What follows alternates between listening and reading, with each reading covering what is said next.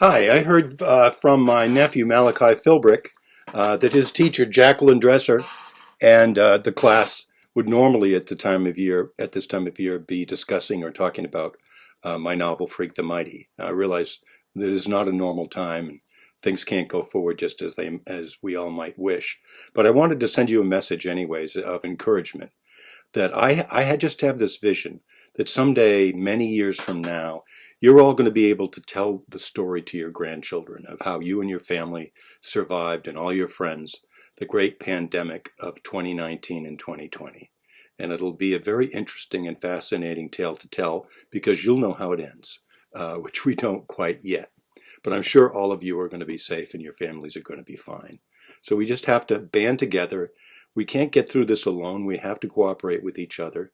We have to do what the medical experts suggest, which is to slow the virus down enough so that all the people, and especially the older people, of which I am one, will be much more likely to survive because our medical systems won't have collapsed. So this is a very big deal.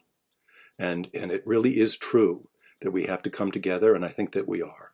Not just across the state or across the country, but around the whole world. Because this is about the human race, not just a particular country or a particular state. So I'm hoping that some of you can find solace in reading still, even under this kind of circumstance. I'm having trouble concentrating on writing, but I'm going to get through that. I'm going to start my next book. But meantime, I'm doing a lot of reading, and it takes me out of this little apartment, out into the big world, sometimes the imaginary world, and that can be a great experience too.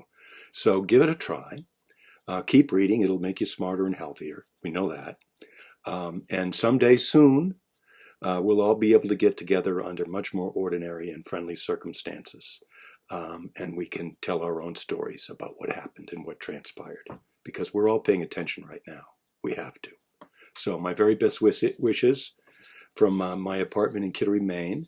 As you know, I spent about half the year down in the Florida Keys and came home because our hospital had been destroyed by Irma.